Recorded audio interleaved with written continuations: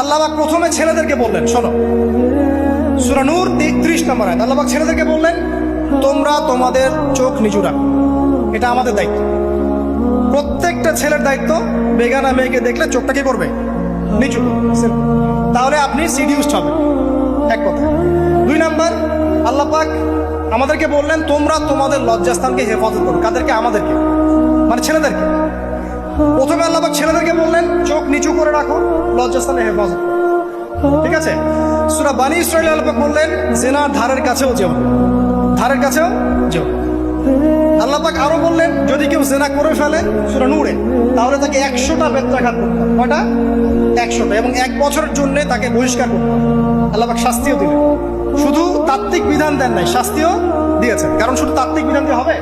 আমি যদি ওয়াজ করে বেড়াই, ভাই মদ খায়েন না, মদ খায়েন না, কোনো শাস্তি না অ্যাপ্লাই করি, তাহলে কি মদ ছাড়বে মানুষ?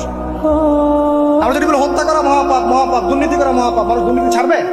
ছাড়বে না, যতক্ষণ না শাস্তি নিশ্চিত করা যাচ্ছে। আল্লাহ পাক তাত্ত্বিক কথা শুধু বললেন না, শাস্তিও নিশ্চিত করলেন। তারপর আল্লাহ পাক আরো বললেন, যদি বিবাহিত কোনো ব্যক্তি ব্যভিচার করে, তাহলে তাকে রজম করতে হবে, মাটিতে পুঁতে তাকে পাথর নিক্ষেপ করে হত্যা করে। ঠিক আছে? শাস্তি। এরপরে দেখেন আল্লাহ পাক মেয়েদেরকে বলছেন, মেয়েদেরকে বলছেন, তোমরা মূলত ঘরে থাকো। যদি বাইরের পরিবেশ তোমাদের অনুকূলে না থাকে, তোমরা ঘরে অবস্থান করো।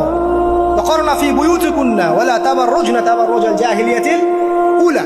তোমরা মূলত ঘরে থাকো। জাহিলি যুগে মেয়েরা যেভাবে নিজেদেরকে প্রদর্শন করে বেড়াতো, এই কাজটা তোমরা করো না। যদি করো তাহলে সমাজে বেহায়াপনা, ফাহিশা বেড়ে যাবে, তোমরা নিজেরাই ক্ষতিগ্রস্ত হবে, যেটা ওরা হচ্ছে এখন। আচ্ছা, এরপর আল্লাহ পাক আরো বললেন, হে নবী, আপনি আপনার স্ত্রী এবং মুমিন নারীদেরকে বলেন, তারা যদি বাহিরে যায় যেন জিলবাব দিয়ে তাদের পুরো বক্ষদেশটাকে ঢেকে নেয়। তাহলে পোশাকের সংস্কৃতির শেকড় কোত্থেকে শিখবো? আমি কোত্থেকে শিখবো?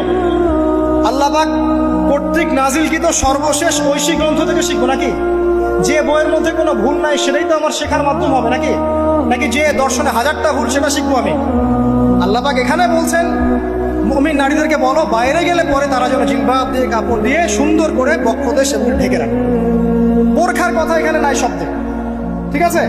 ঢেকে রাখা ঢিলে ঢালা পোশাকের কথা এসেছে। আচ্ছা, আসেন, আল্লাহ পাক আরো বললেন যে তোমরা অমুক অমুক অমুক অমুক, যেমন আপনার বাবা, আপনার ভাই, আপনার এই যে সন্তান, এই যে মাহারাম যারা আছে, এদের সামনে ছাড়া অন্যদের সামনে যখনই যাবে, তোমরা কিন্তু হিজাব অবলম্বন। আল্লাহ পাক হিজাবের বিধান দিলেন, চক্ষু নিচু করতে বললেন, লজ্জাস্থানের হেফাজত করতে বললেন, এবং যদি এর পরেও কেউ ভুল করে ফেলে, তাহলে আল্লাহ পাক শাস্তির কথা বললেন। আল্লাহ পাকের সিস্টেমটা সুন্দর হলো না? এই সিস্টেমটা নবী